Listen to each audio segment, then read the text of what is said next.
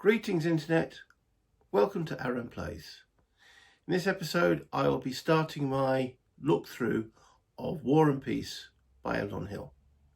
In this particular episode we'll be going through some of the rules, some of the victory conditions for the actual scenario I'm playing, which is the Russian campaign.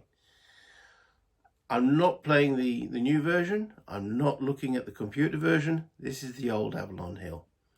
So let's go down and look what's on the map.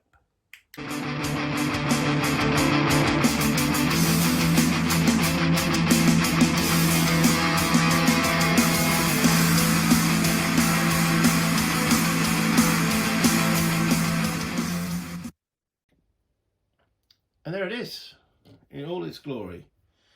So I've set up according to the scenario instructions, and on the map you can see where there are, on the leaders are displayed, or individual soldiers where there are no leaders displayed, and off to the side is the leader display. So wherever you see a leader on the board, his corresponding stack is underneath him. Now technically we're going to play with the, if we were playing with the advanced rule, it's not advanced rule, it's an optional rule, and I was playing against an opponent couldn't actually investigate those stacks. So it's a little bit of fog of war. Obviously I'm playing both sides, so that's a little bit mute. But I'm going to try to the best of my ability not to look at the opposing side when I'm moving up forces. So it's going to rely on my memory, which as I was getting older isn't the greatest. So back to the map, and as you can see the French are all lined up ready to go. They have various leaders stacked here. Napoleon's right way back in Dresden, so he's going to have to move up and so on. So I'm going to do a little analysis of the rules here and also the victory conditions. So let's have a look what needs to be done for a side to win in this particular. So we're starting in May 1812 and the last turn is December 1812. 4, 5, 6, so it's 8 turns long. In that 8, Warsaw starts under French control, as you can see here. And for the French to win, they must retain Warsaw, take Smolensk, which is currently under Russian control, and either St. Petersburg or Moscow, either one of those. So what I'm going to do is when the French take Smolensk, because they must, I'm going to randomly determine which of the two Napoleon is going to go for, to keep myself again in suspense. So that means the Russians have got to at least garrison both of them, keep some form of defence that can work for both of them. For the Russians to win, they must ensure that they own every city in Russia, so that there's no Frenchies in Russia whatsoever. That does seem a big haul considering the size of the French army, but we know what happened historically. So the non-French player wins if there are no unbesieged French strength points in any city on map board 4. Okay, so it's not within the borders of Russia, it's actually within any city on this map board.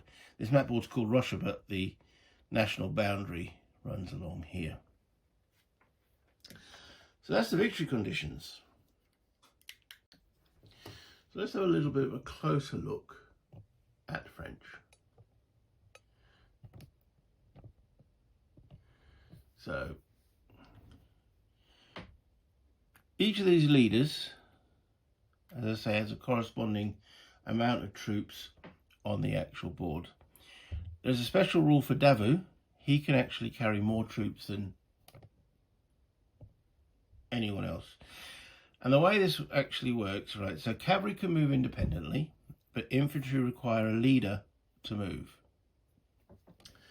And each of these leaders can carry 10 strength points, be it infantry or cavalry. That you could move the cavalry independently and then move the infantry 10. Davout can carry 15 in this particular scenario. I think he was in charge of First Corps, and First Corps was enormous. It was an army in its own right. So I've got, the French have got different kinds of units. You've got the French themselves, which are blue on white. So if we bring up an actual French counter here, okay, so that's one strength point. And then you've got the French allies, which are yellow on white, with their designation of nationality underneath them. That's an R, that's a Rhinelander.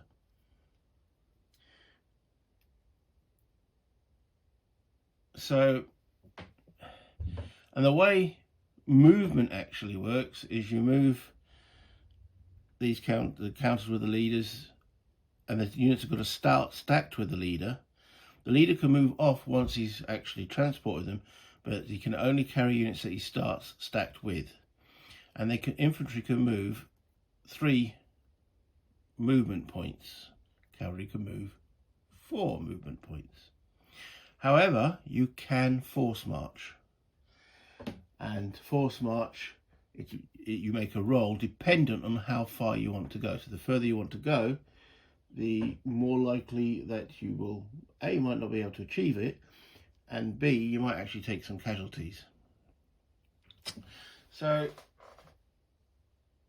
looking at the distance that's got to be travelled, okay, remembering there's only, each of these turns is a month long, and there are, as I said, 1, 2, 3, 4, 5, 6, 8 months in the game. How far is Moscow? So measuring from the French front lines, if they were just to move the basic movement, so 1, 2, 3, that'll be your first turn. 1, 2, 3, and you've got to slow down for the river, but I'm just saying they might do a little bit of a force march. 1, 2, 3. 1, 2, 3. So I'm just laying this out as a possible path, just seeing how long it would take without doing any force marching. So that's 1, 2, 3, 4, 5, 6, 7 of the 8 turns. So they're going to have to force march, and that's from the closest French unit to Moscow. Again, there could be a deviation from Smolensk up to St. Petersburg. I am going to make it a 50-50 roll. So we could be going up that path. Though the terrain is a little bit more rugged and difficult, but we're still looking at 1, 2, 3, 4, 5, 6, 7, again 8 turns with no force marching. So there's going to be force marching required to get to any of those destinations. And then we're looking at, Smolensk, so that would be May, June, July, August. We know the Battle of Borodino was fought around about here in September, give or take a few hexes and kilometres, as he says, showing it off camera. So it was around about here. And that was the first time the Russians really stood. So the question for me is, do the Russians stand or do they fall back? The reinforcements for both sides, the Russians get considerably more. The French and come in, well, they're falling back on their reinforcements again, come in at Kiev and Moscow, and then they get they get 2 in Moscow, 1 in Kiev per turn, and then in August they get another big bunch, September they get another big bunch, and October they get some Cossacks. So, whereas the French are getting 1 French infantry, and he's coming in way back. I think it's either Dresden, I'll have to double check. Hold on, where do the French reinforcements come in?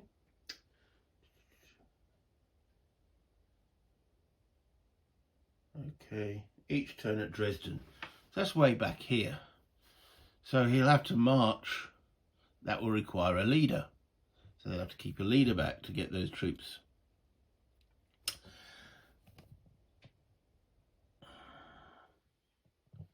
And they also get an allied replacement. I don't think it's actually a reinforcement.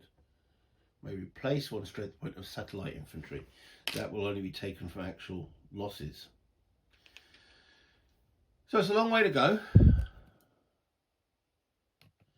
Decision making to be made if and when Smolensk falls.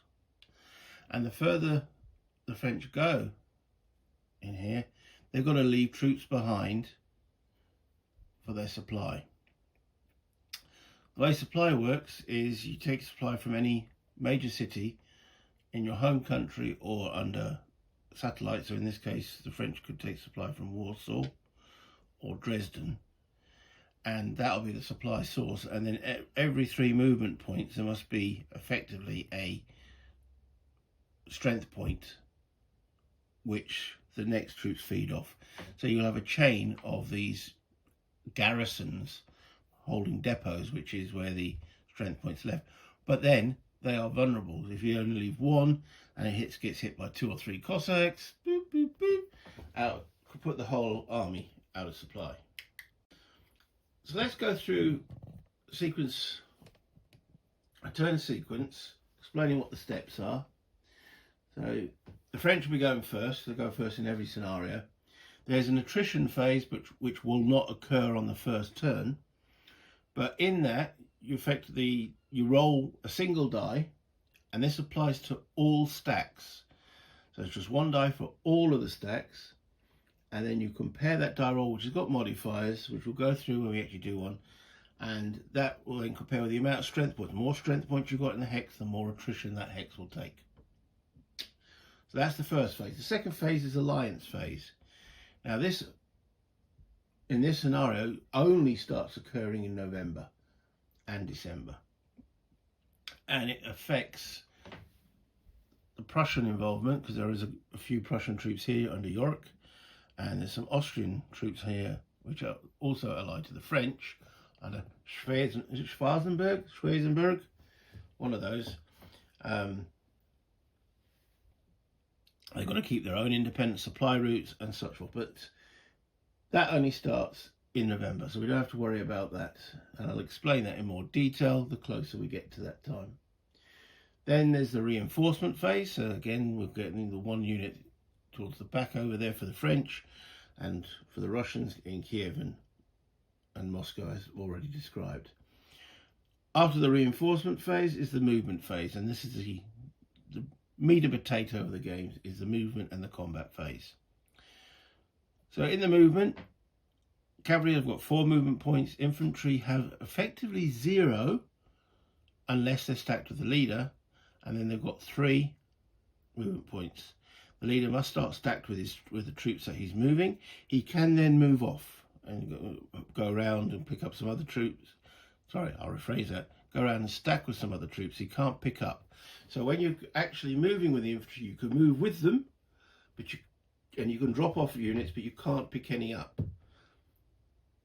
And as I say, the maximum you can carry is 10 strength points. Then you've got the combat phase, which I suppose is the most complex part of the game. There's a lot to do in the combat phase. You can't enter an enemy stack unless you're going to overrun it. You can only overrun it if you've got 4-to-1 odds or greater.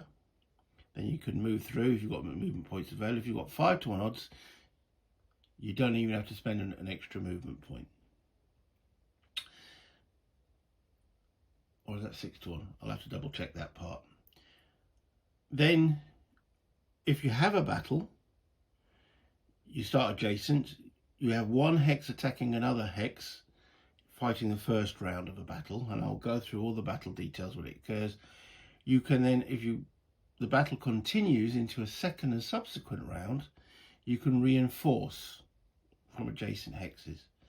The thing is, all battles are fought at the same time, so if there was a combat occurring in 3 different hexes, each round of combat is completed at the same time. You don't do one combat to its completion and then another combat to its completion.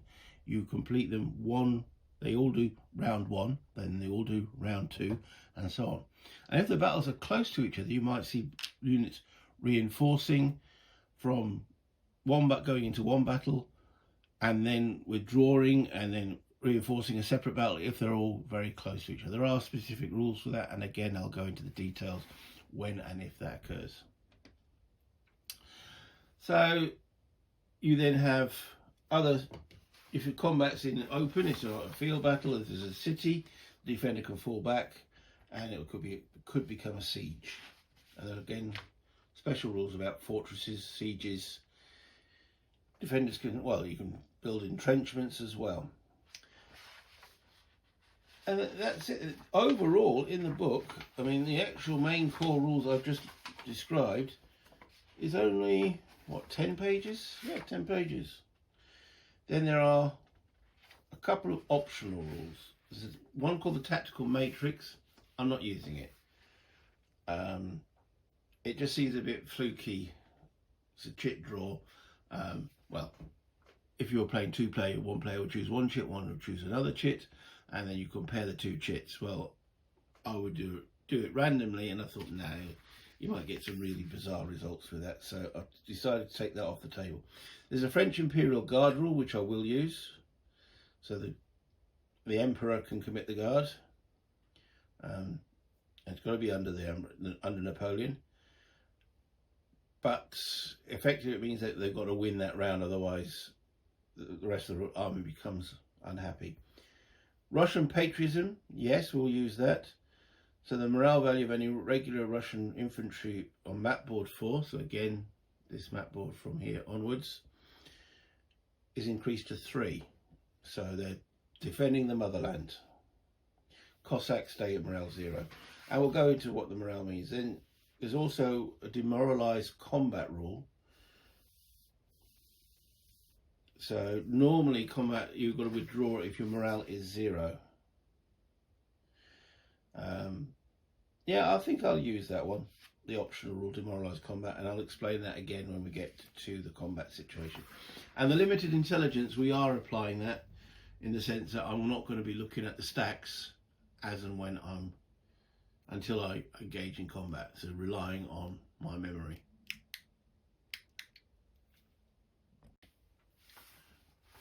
So that's pretty much it. So we have 8 turns for the French to get, as I said, Smolensk, and then either St. Petersburg or Moscow, and hold on to Warsaw. And these cities have also got to be unbesieged. I will go through the rules in more detail as and when I start playing. I just wanted to show you what the game looks like. It's now set up in its glory. As I say, we've got all the forces on the side there. The one thing I find a little irritating is all of the actual charts and tables on a separate thing here, which means that I might have to be doing some leaning over, or I could take a photograph of it, couldn't I, and then have that on my iPad. Don't have a printer here at home, unfortunately. Anyway, let's bring this back up to the top. Okay, as I say, this is just a quick intro showing my thought processes for the French, looking at how far, how long it's going to take. There's definitely going to be some forced marching. They've got to push. Forced marching will accrue losses and casualties, and so will the attrition. The way the attrition table works is quite interesting in the sense that the French get better modifiers, but they will be pushing into Russia, which will also hurt them. But again, we'll go through that in details. There is no attrition on the first turn, so that's a doozy. But they're going to have to push. Napoleon's way back in Dresden, so he's going to probably move forward on his own. I hope you look forward to my playthroughs. I'm going to do a turn per video, so it'll be French turn and Russian turn, one video for May, June, French, and then Russian. So a complete game turn per video. That's the hope. I don't want each video to run for too long. So if it does start to, with all the combats and modifiers and all the rest of it, start bogging down, then I might actually split it French, Russian. Until next time, bye internet.